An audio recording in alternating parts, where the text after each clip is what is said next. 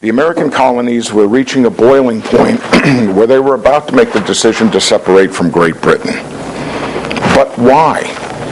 Why was this so? If you had come back to the colonies 15 years earlier, you would have found the vast majority of American colonists very loyal and very happy and very proud British subjects.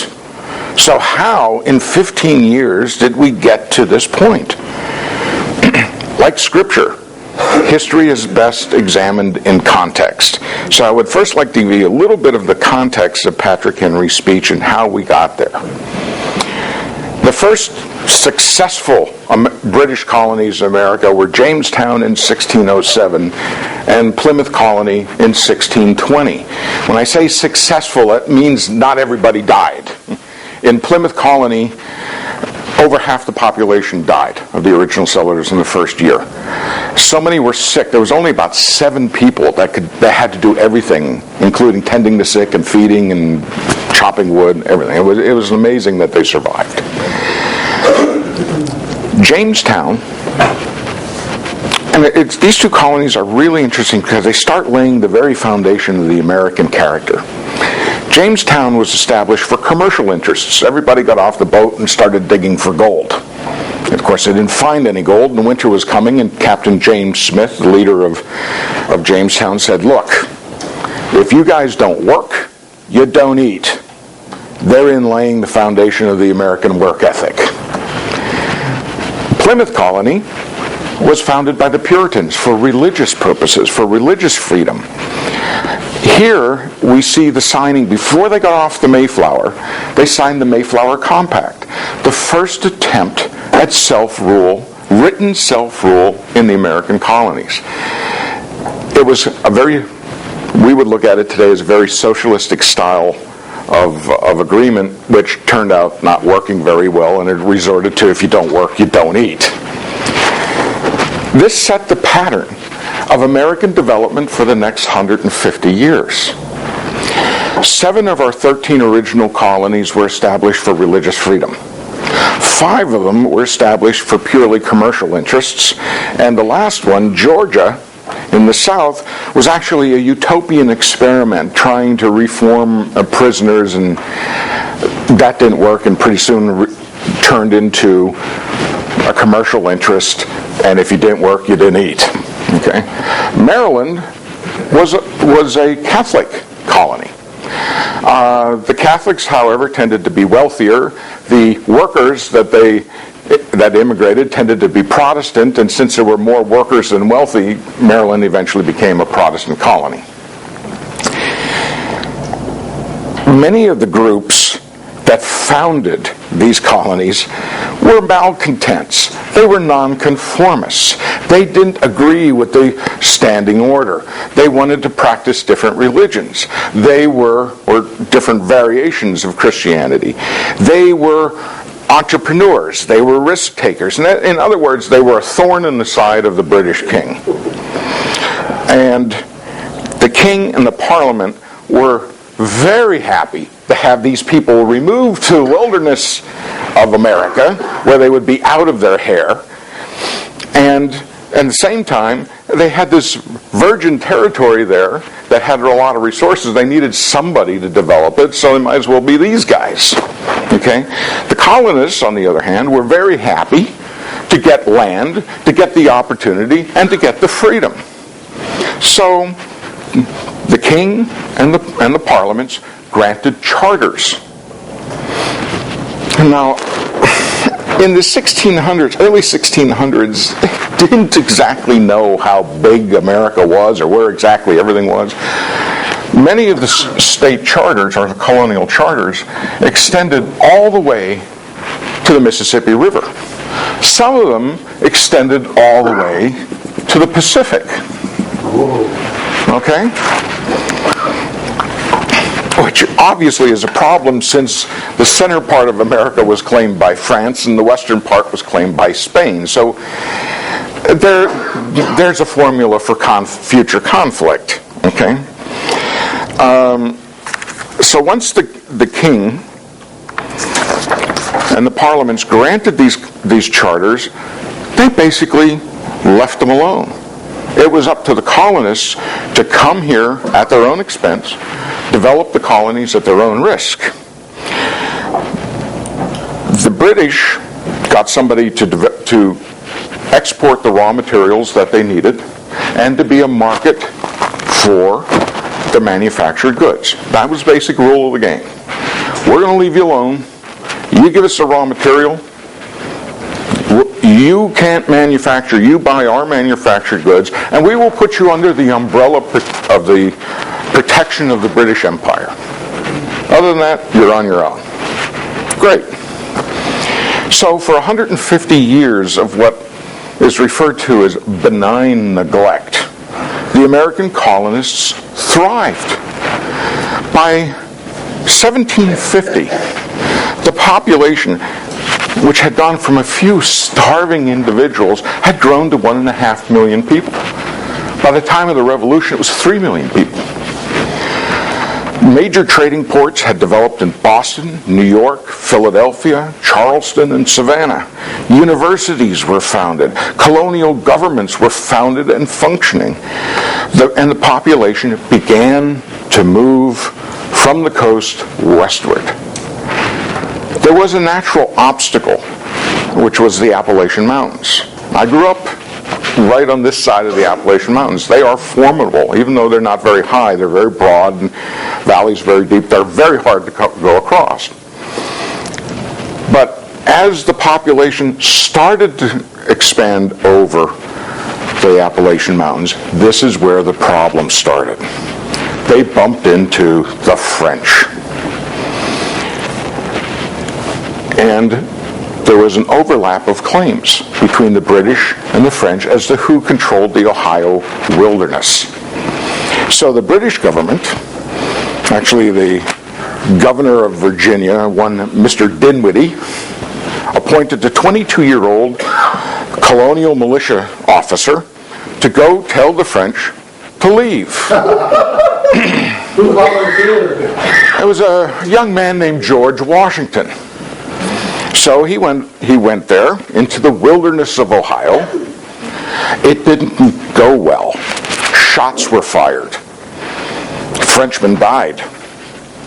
This erupted. This little bushwhacking in the wilderness of Ohio erupted into the French and Indian War. What we know as the French and Indian War, pitting the French and their Indian allies against the British and the British Indian allies. But it was beyond that. The French and Indian War, as we know it, in Europe is known as the 7 Years' War. This erupted into one of the first truly global world wars. It pitted the Great Britain and the German Saxon states against France and Spain, Sweden, Russia. The neutral Dutch got sucked into it. It was fought in the wilderness of America, in the West Indies. It was fought on the ground in Europe. It was fought in the West Indies. It was an extraordinarily large and expensive war. Great Britain spent a great deal of money for the first time protecting America. At the end of the 7 years, Great Britain emerged victorious. She was the global colonial power. She was the global military power. She was the world's naval power. She had also doubled her national debt within 10 years and was desperate. Parliament was desperate to raise revenue to pay off the national debt and to save the East India Company. Now, why would they be interested in saving a company? Well, the East India Company is kind of like Halliburton. It's been in bed with the British government for decades. The East India Company conducted all the spice trade out of the tea and spice trade out of the Orient. This is an enormous source of revenue for the British Empire. The East India Company also provided colonial administrative services, excuse me, for many of the English colonies around the world. The East India Company also provisioned the Royal Navy around the world. So in other words, the East India Company was simply too big to fail. And the British Parliament was willing to tax her subjects to the point of breaking to save their treasury and the East India Company. So in 1763, at the end of the French and Indian War, the 7 Years' War, this is when the British Parliament discovered America. Well, good heavens. We have almost 2 million people there, making a lot of money, having a lot of land, and we spent a great deal of money protecting them. It's about time they pony up to the table and start paying their fair share. Now, there's something that the Parliament had not considered. Over the last 150 years, there was a cultural divergence occurring that they were unaware of. You see, the people in England were directly controlled by Parliament and the ministries. And the basic structure is you had the king, you had the Parliament, and you had the ministries. That's much like today you have the President, you have the Congress, and you have the federal agencies. So people were accustomed to dealing with Parliament in Great Britain. They had representatives in Parliament. The American colonists had no direct representatives in Parliament. They had been accustomed to self-rule. At the time of the Revolutionary War, the House of Burgesses in Virginia had been self-governing for 165 years, 166 years. The New York Assembly had been self-governing for almost 100 years. These were not fly-by-night institutions. These were formal government agencies or entities.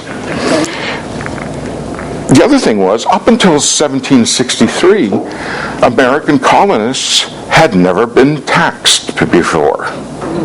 So this came as rather an uncomfortable shock. There was also a strong sense of being English freemen, of having certain rights guaranteed by the realm. They had that with them.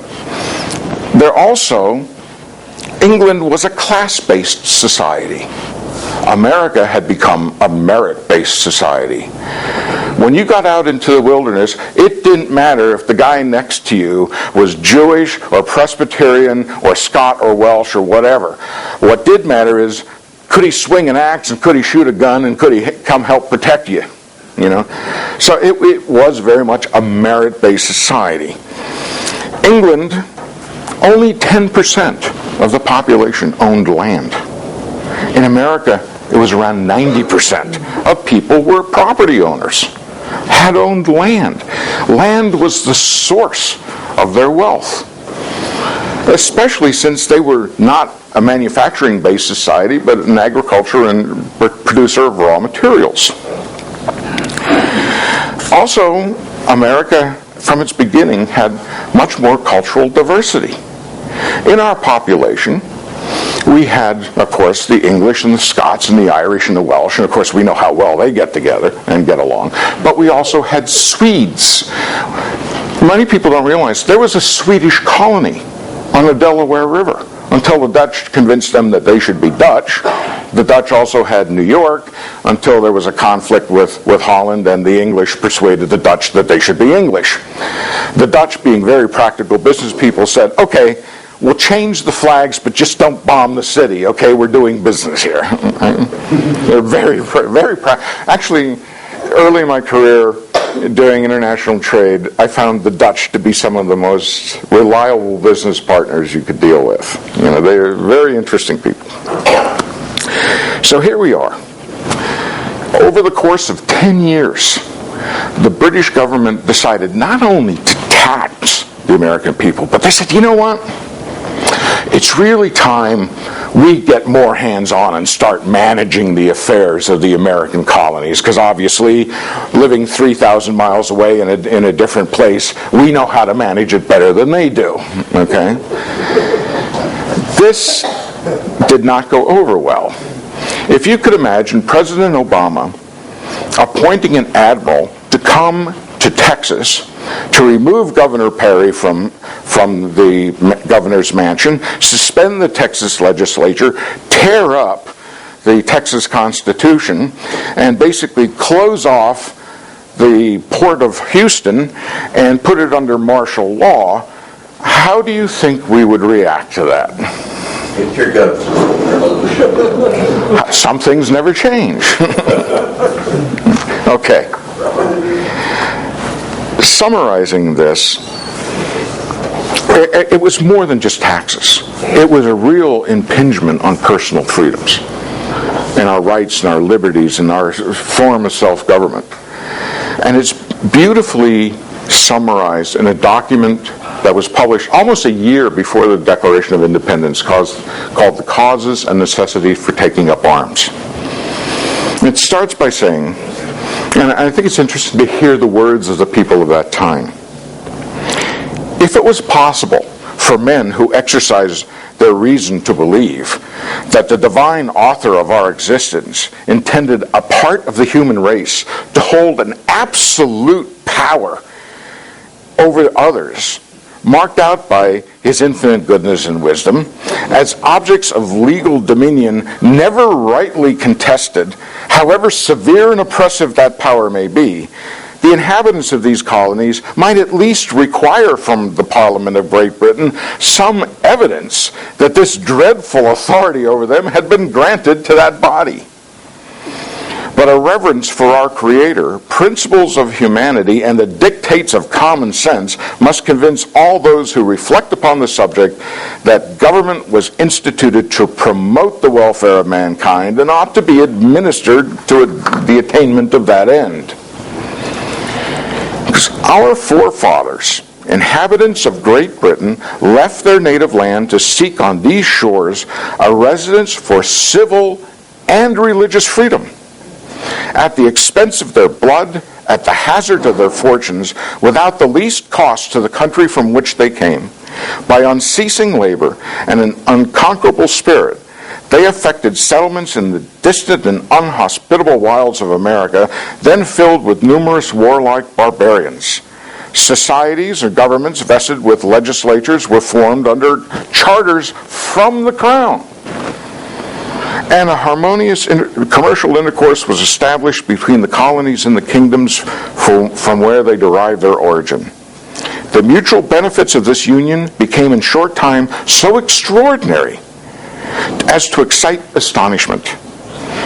It was universally confessed that the amazing increase in wealth, strength, and navigation of the British Empire arose from this source in America. The minister who so wisely and successfully directed the measures of Great Britain in the late war, the French and Indian War,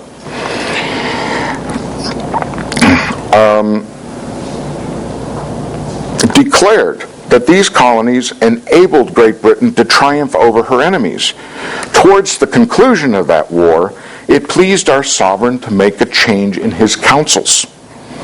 From that fatal moment, the affairs of the British Empire began to fall into confusion, and gradually sliding from the summit of glorious prosperity to where they have advanced by the virtues and abilities of one man, are at length distracted by convulsions that now shake it to its deepest foundations.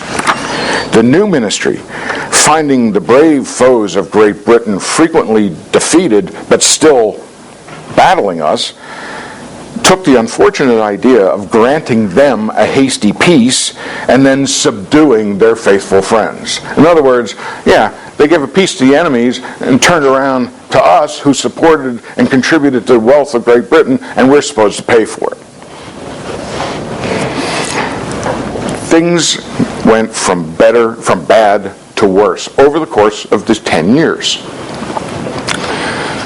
We had the riot of the Boston Massacre in 1770. We had the Boston Tea Party in 1773. And the interesting thing was, there was a tax on the tea, which made it expensive. So the British Parliament said, all right, look, we're going to keep the tax, but we're going to make the tea cheap for you. And the way we're going to do that, we're going to cut out all the American merchants, and you can just buy it from the East India Company directly. So it'll be cheaper. Number one, a tax is still a tax, and we're not accustomed to paying tax. Number two, You're cutting out us in our own market? I don't think so. That's why $1 million worth of tea was thrown in the Boston Harbor. It wasn't just a couple of crates. It was the equivalent of $1 million worth of tea.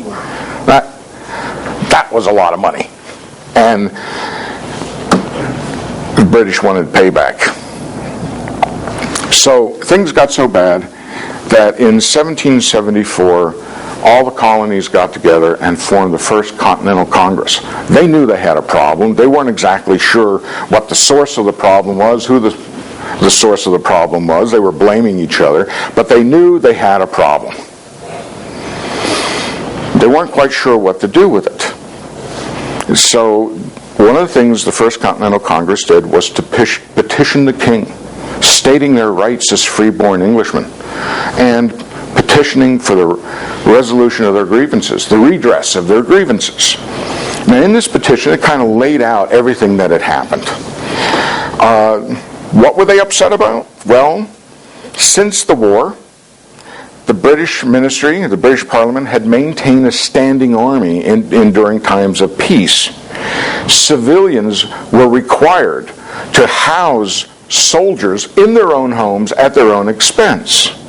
If you can imagine, suppose you have a 16-year-old daughter, your husband's a fisherman who's gone for months at a time, and you got to take a strange man from a essentially strange country into your home. Now, British soldiers were not exactly known to be the cream of the social crop. As a matter of fact, soldiering was considered the profession of last resort. These were not exactly the most desirable individuals to have in your home. Okay? The authority of the commander-in-chief of the British forces in America and the generals under him in times of peace became superior to all the civil laws. The usual costs for doing business were greatly increased. New and expensive offices and ministries and bureaucracy was created. The officers of the customs houses were empowered to break and enter homes without warrants or without any legal foundation. The judges of common law were made entirely upon the king, dependent upon the king for their salary. Congress was burdened by useless and oppressive restrictions. Assemblies, local governments were repeatedly dissolved for no reason. Of course, there were numerous taxes. One of the most ridiculous was the Stamp Act, which every piece of paper that was printed had to have a revenue stamp. Now, if you can imagine, in the course of your daily work, anytime you printed a piece of paper, you had to go get a stamp and put it on there. When that law went into effect, the entire American colonies stopped doing business. They boycotted. Business came to a halt. And it was repealed. And it goes on. One of the things, and up until this point, the people were really mad at Parliament and the ministries, but were kind of looking to the king for resolution, for help. But then the king managed to get him on the wrong side, because in response to the Boston Tea Party, Parliament, with king's blessing, passed the act blocking the port of Boston, put it under martial law. No one could go in or out. People were starving. Business was halted. British troops showed up and occupied the city. At one point, 2/3 of the women in Boston had to resort to prostitution in order to live, to survive. It was dismal. They were confiscating arms. They lied to people, said you could put your arms there, they'll be safe. As soon as they did, the British soldiers came in and took them. If you left, you had to leave all your possessions behind. If you wanted to come back, we're not going to let you back in the city. They confiscated the materials. One of the other things that the king did, and if you remember, the land was the source of wealth. It was the source of America's prosperity. Well, the king, at the end of the French and Indian War, got French territory in Canada, mainly the province of Quebec. Well, he decided, you know what? We're going to make Quebec this big. and he basically cut all the Western expansion opportunities for all the colonies. This didn't go over well either. This infuriated the colonies.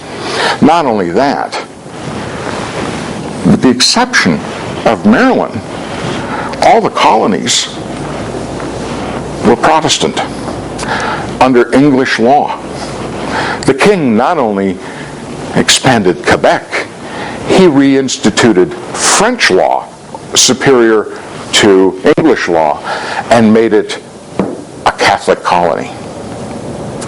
That didn't go over well either, because we already had a lot of free-born English Protestants living there.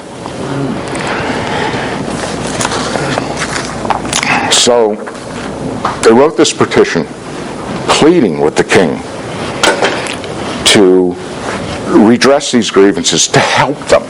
Okay? Now, Patrick Henry was very, very familiar with this petition. He was a member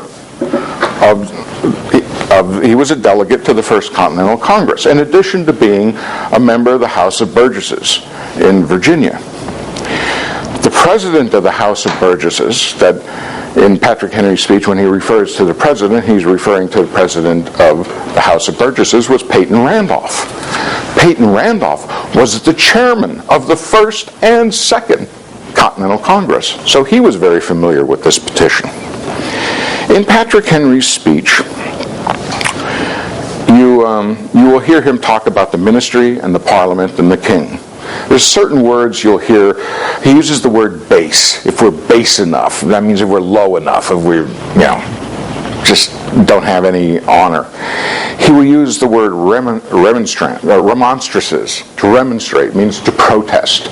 To supplicate means to plead your case. Okay, these are some of the strange words that you will hear.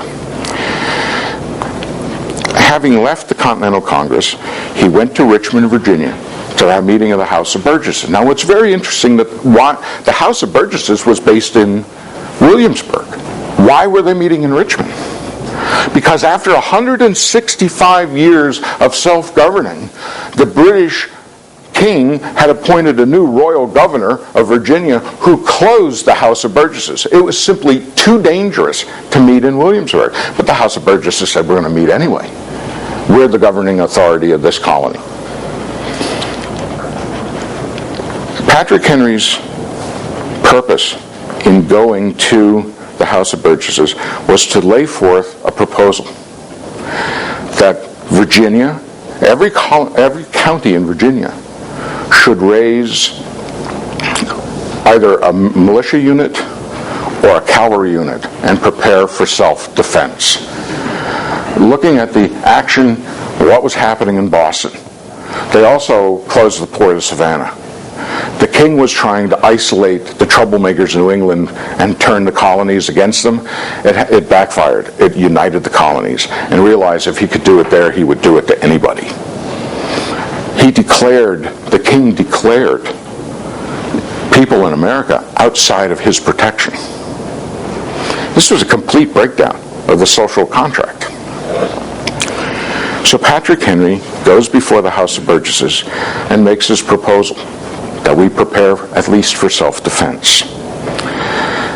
This led into a rather lengthy debate, and there were very, very prominent and respected men who were not in favor of this. They opposed this. They were very concerned. Excuse me. They had not heard an official response from their petition. They had heard that the king was happy to receive it, and it was graciously received, but there was no formal response. What they did see was the closing of the port of Boston and the enslaving of free citizens. So the debate raged, and Patrick Henry sat there. Finally, Patrick Henry rose to address the body. And when Peyton Randolph recognized him, he stood up and said, "Thank you, Mr. President." He said, "No man has greater respect than I do for the patriotism as well as the abilities of the very worthy gentlemen who have just addressed the House. But different men often see the same subject in different lights, and therefore I hope it will not be thought disrespectful to those gentlemen if, entertaining as I do opinions of a character very opposite to theirs, I shall address my sentiments freely and without reserve. This is no time for ceremony. The question before this House is one of awful moment to this country. For my part, I consider it as nothing less than a question of freedom or slavery. And in proportion to the magnitude of the subject ought to be the freedom of the debate. For it is only in this way that we may hope to arrive at truth and to fulfill the solemn obligation we hold to God and to our country. Should I hold back my opinions at such a time through fear of giving offense, I would consider myself as guilty of treason towards my country and of an act of disloyalty towards the majesty of heaven, whom I revere above all earthly kings. Mr. President, it is natural to man to indulge in the illusion of hope. We are apt to shut our eyes against the painful truth and listen to the song of that siren until she transforms us into beasts. Is this the part of wise men engaged in the great and arduous struggle for liberty? Are we disposed to be of the number of those who, having eyes, see not, and having ears, hear not, those things which so nearly affect their temporal salvation? For my part, whatever anguish of spirit it may cost, I am willing to know the whole truth, to know the worst, and to provide for it. I have but one lamp by which my feet are guided, and that is the lamp of experience. I know of no way of judging the future, but by the past. And judging by the past, I wish to know what there has been in the conduct of the British ministry for the past 10 years to justify those hopes which with the gentlemen have been pleased to solace themselves and this House. Is it that insidious smile with which our petition has lately been received? Trust it not, sir. It will prove a snare to your feet. Suffer yourselves not to be betrayed by a kiss. Ask yourselves, how does this gracious reception of our petition comport with those warlike preparations which now cover our waters and darken our land? Are fleets and armies necessary to a work of love and reconciliation? Have we shown ourselves so unwilling to be reconciled that force must be brought in to win back our love? Let us not deceive ourselves, sir. These are implements of war and subjugation, the last arguments to which kings resort. I ask, gentlemen, sir, what means this military array if its purpose be not to force us to submission? Can the gentleman assign any other possible motives for it? Has Great Britain an enemy in this quarter of the world to justify such an accumulation of navies and armies? No, sir.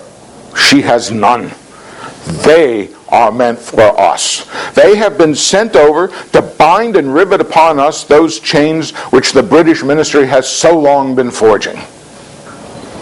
And what have we to oppose them? Shall we try argument? Sir, we have tried that for the last 10 years. We have held the subject up in every light of which it is capable, but it has all been in vain. Shall we resort then to entreaty and humble supplication? What terms shall we find that have not been already exhausted? Let us not, I beseech you, sir, deceive ourselves. Sir, we have done everything that could be done to avert the storm which is now coming on. We have petitioned, we have remonstrated, we have supplicated, we have prostrated ourselves before the foot of the throne and implored its interposition to arrest the tyrannical hands of the ministry and the parliament. Our petitions have been slighted. Our remonstrances have produced additional violence and insult. Our supplications have been disregarded, and we have been spurned with contempt from the foot of the throne. In vain after such things may we indulge in the fine illusion of hope and peace and reconciliation. There is no longer any room for hope. If we wish to be free, if we mean to preserve inviolate these inestimable privileges for which we have been so long contending, if we mean not basely to abandon the noble cause in which we have been so long engaged, and which we have pledged ourselves never to abandon until the glorious object of our contest shall be obtained, we must fight. I repeat, sir, we must fight. An appeal to arms and the God of hosts is all that is left us. They tell us, sir, that we are weak, unable to contend with so formidable an adversary. But when shall we be stronger? Will it be the next week? Or the next year? Shall we gather strength through irresolution and inaction? Shall we acquire the means of effectual resistance by lying supinely on our backs, hugging the delusive phantom of hope until our enemies have bound us hand and foot? Sir, we are not weak if we make proper use of those means which the God of nature has placed within our power. Millions of people armed in the holy cause of liberty, and in such a country as that which we possess, are invincible against any force our enemy may send against us. Besides, sir, we shall not fight our battles alone. For there is a just God who presides over the destinies of nations, who will rise up friends to fight our battles for us. The battle, sir, is not to the strong alone. It is to the vigilant, the active, and the brave. Besides, sir, we have no election. Should we be base enough to desire it, it is now too late to retire from the contest. There is no retreat but in submission and slavery. Our chains are already forged. Their clanking may be heard on the plains of Boston. The war is inevitable, and let it come. I repeat, sir, let it come. It is in vain to extenuate the matter. Gentlemen may cry, peace, peace, but there is no peace. The next gale that sweeps from the north will bring to our ears the clash of resounding arms. Our brethren are already in the field. Why stand we here idle? What is it the gentlemen wish? What would they have? Is life so dear and peace so sweet as to be purchased at the price of chains and slavery? Forbid it, Almighty God. I know not what course others may choose, but as for me, give me liberty or give me death.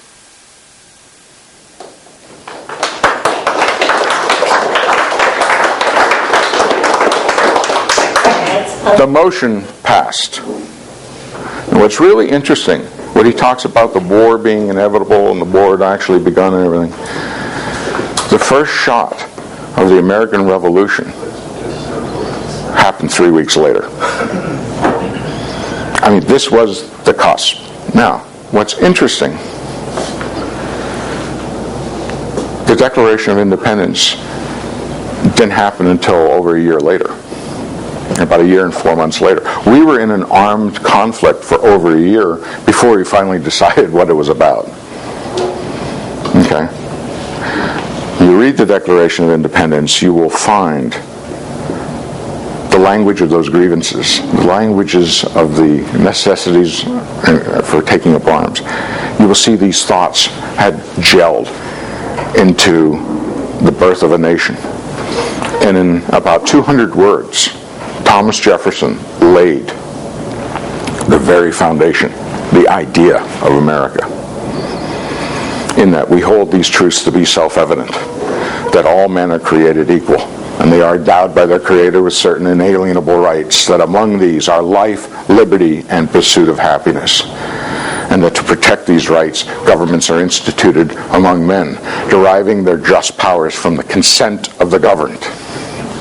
And whenever a government becomes destructive to these ends, it is the right of the people to throw off such government and institute new government, laying its foundation on such principles as to them would seem most likely to protect their happiness and safety. So, this is what happened in the birth of a new nation. There's been much debate about American exceptionalism. People generally don't understand what that means. They think that Americans think they're better than everybody else. No. American exceptionalism means that America was founded as the exception to the standing rule. Do you realize, with very, very few exceptions in the history of the world, since our Old Testament studies, all nations were founded by kings, had ruling families, monarchies, empires. This was the standing rule for thousands of years. This is how nations were built. This is how nations were formed. America was one of those rare exceptions in the world where a group of people said, you know what? We're going to get together, we're going to create a set of rules and we're going to live by them. That was the exception. That is what American exceptionalism means. And it's based on those 200 words in the Declaration of Independence. Thank you.